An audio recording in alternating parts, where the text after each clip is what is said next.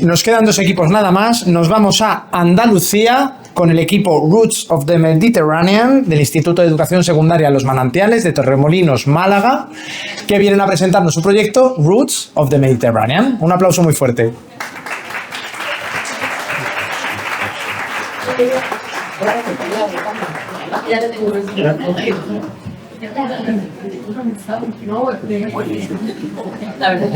Se pasa, ¿vale? Si os hace falta entero, no. Sí, ahí queréis una visita de espalda. Ahí tenéis una visita de espalda.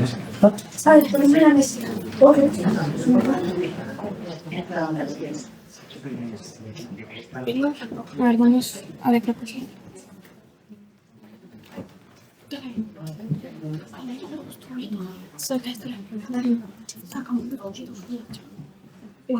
Sí, sí, que.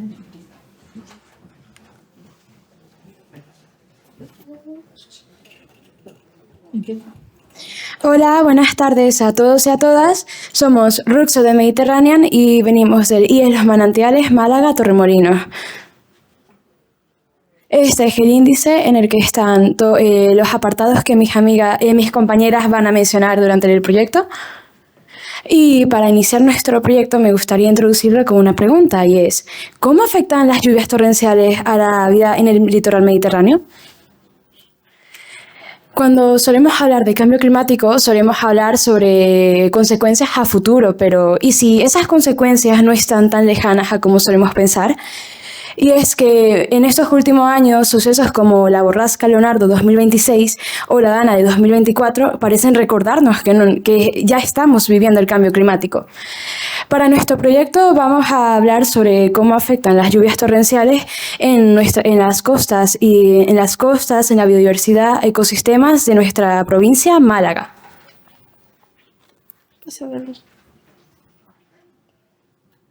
Ahora os voy a hablar sobre las siguientes gráficas. Por lo que vemos, aquí vemos una comparación de las precipitaciones y la temperatura del agua. Por lo que vemos, las barras azules son las lluvias y los puntos rojos unidos, la temperatura. Para sacar algunos de estos datos tuvimos que contactar al SAIH Hidrosur. Los datos los tuvimos que sacar mensualmente desde 2021 hasta 2024, recogiendo los puntos más importantes. Esto lo buscamos en la red medioambiental de Andalucía, que recoge los datos de Sentinel Copernicus. Aquí vemos otras comparaciones de las lluvias con la visibilidad y la lluvia con la clorofila A. En los dos casos, las barras azules siguen siendo las lluvias, pero en el primero, los puntos rojos unidos son la visibilidad y en la segunda, los puntos son la clorofila A. Aquí vemos una clara comparación de días antes y después de unas fuertes lluvias.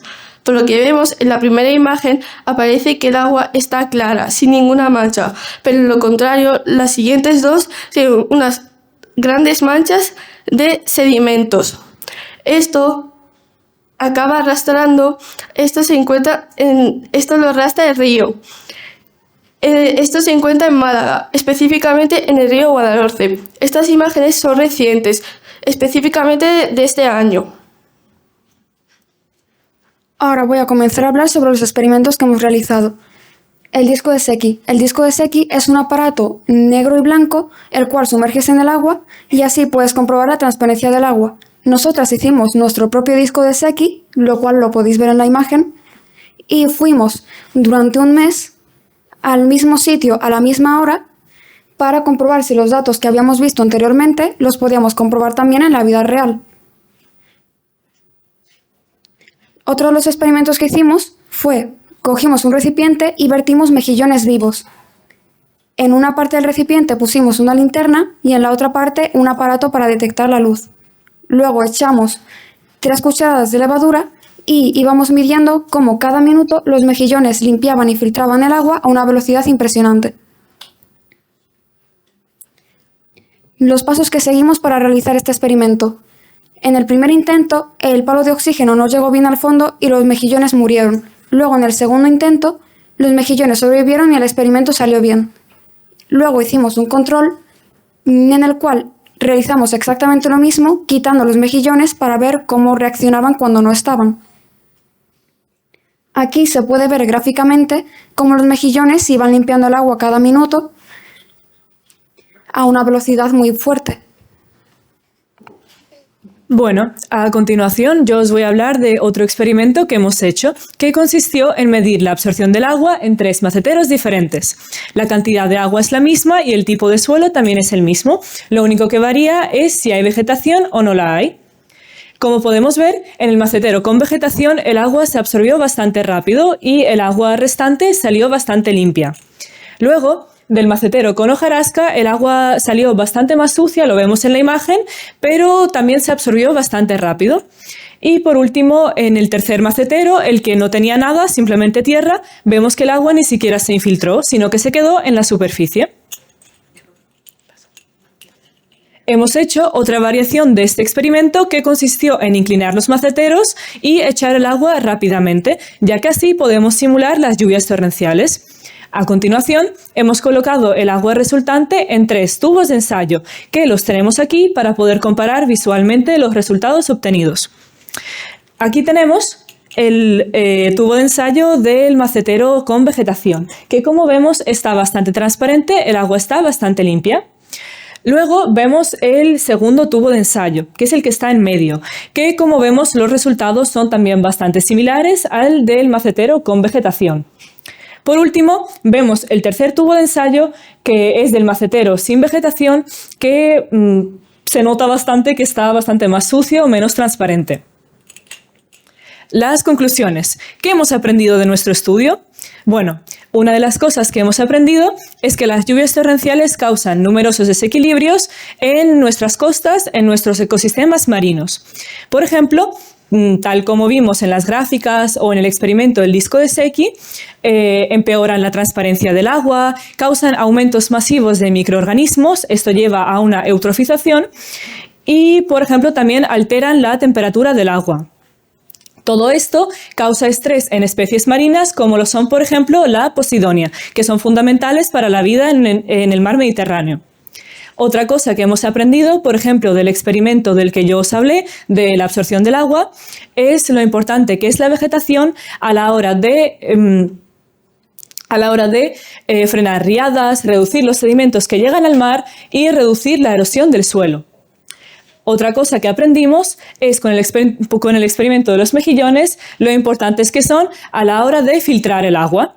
Un dato curioso es que un solo mejillón puede llegar a filtrar hasta 8 litros de agua por hora. No solo de sedimentos, sino también de microplásticos y metales pesados. Y por último, hemos visto que tenemos mucha información medioambiental pública a nuestro alcance. Esto nos permitirá realizar futuras investigaciones. Ahora voy a decir las medidas para evitar el problema.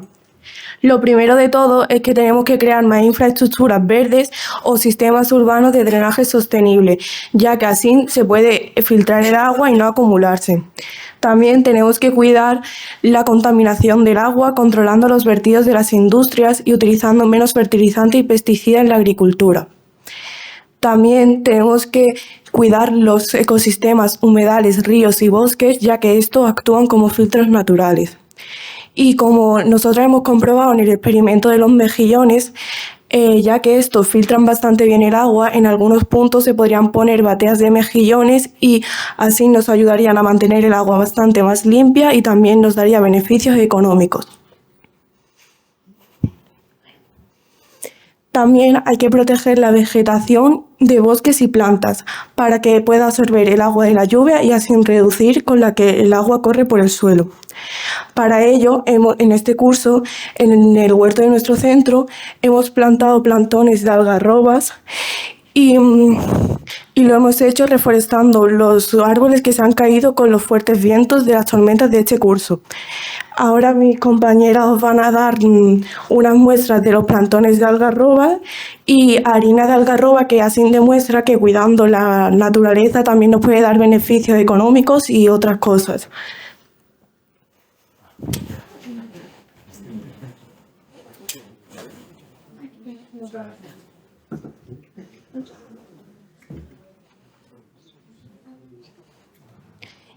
Y también en nuestra provincia se han programado jornadas de reforestación para diferentes alumnos de otros cursos. Aquí tenéis más enlaces por si queréis saber algo más y estos son los sitios que hemos visitado para buscar imágenes y encontrar datos. Muchas gracias por su atención.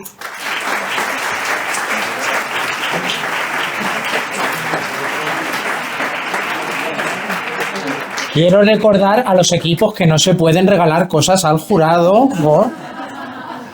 ¿Alguna pregunta? Pues bueno, ha sido una buena explicación, ha estado muy claro. Habéis usado datos de satélites, datos de laboratorio y bueno, pues no tenemos mucho que preguntar. Vamos también muy justos de tiempo por lo que veo. Así que nada, yo por mi parte la enhorabuena y eso, enhorabuena y muchas gracias.